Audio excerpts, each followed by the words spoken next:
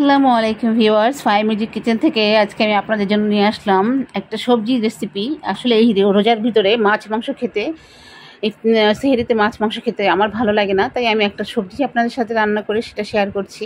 খুবই মজার এবং সুস্বাদু একটা রেসিপি। এখানে আমি চুলায় একটা প্যান বসিয়ে নিয়েছি, তাতে কিছু পেঁয়াজ কুচি দিয়ে দিয়েছি এবং দিয়ে দিয়েছি কিছু কাঁচা মরিচ কুচি।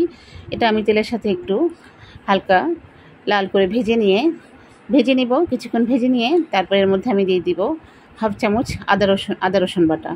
আদা রসুনটা একটু তেলের মধ্যে কিছু সময় ভেজে নিয়ে তারপরে দিয়ে দেবো এখানে কয়েকটা চিংড়ি মাছ। এই যে ছোটো কয়েকটা 5-6টা চিংড়ি মাছ, সেই চিংড়ি মাছটা দিয়ে দিলাম।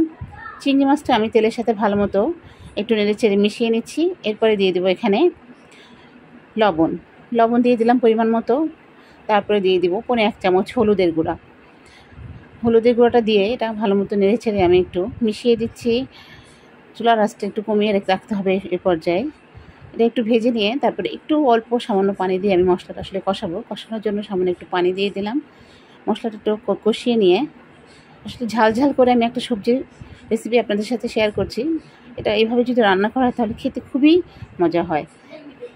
এরপরে আমি দিয়ে দিয়েছি হাফ চামচ জিরার গুঁড়া এবং দিয়ে দেবো 1 চামচ লাল মরিচের গুঁড়া। আমি একটু ঝাল করে সবজিটা করব। এটা একটু ভালো মতো আমি কষিয়ে নিব। মশলাটা কষিয়ে নিয়ে যখন তেলের উপরে উঠে আসবে তখন আমি দিয়ে দিব সবজি।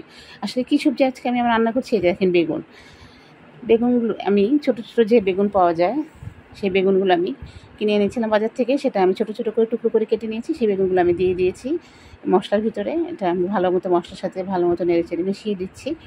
এখন ঢেকে দিয়ে আমি এটা 10 মিনিটের মতো রান্না করব। 10 মিনিট পরে আমি ফিরে আসলাম। বেগুনটা একদম দেখেন, একটু তেলের পরিমাণটা এই সবজিটা রান্না করতে বেশি লাগে।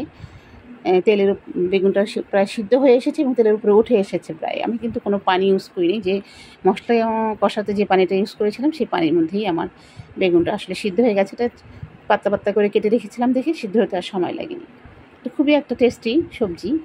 এটা দিয়ে ভাত খেতে খুবই মজা লাগে, আমার কাছে খুবই মজা লাগে। এটা বিভিন্নভাবে রান্না করা যায়, অনেকে শুটকি দিয়ে রান্না করে। আমি আসলে আজকে চিংড়ি মাছ দিয়ে রান্না করেছি। আর সাথে এখন দিয়ে দিব আর একটু টেস্ট বাড়ানোর জন্য একটা ডিম আমি ভেঙে দিয়ে দিচ্ছি এটার মধ্যে।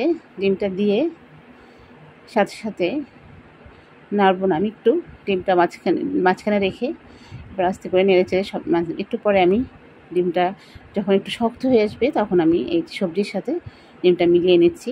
এটা আমি এখন এই যে তেলের উপরে আস্তে করে ভাজা করব। বারবার নেড়ে চেড়ে দিব, তাহলে নিচে লেগে যাবে। যদিও তেলের পরিমাণটা একটু বেশি দিয়েছি, কারণ এই বেগুনটা রান্না করতে তেলের পরিমাণটা একটু বেশি লাগে। এটা আমার প্রায় হয়ে এসেছে। একটু আস্তে করে চুলার জালটা কমিয়ে আস্তে নেড়ে চেড়ে ভাজা করে নিচ্ছি আমি। হয়ে গেছে আমার বেগুনের সবজি, দেখেন।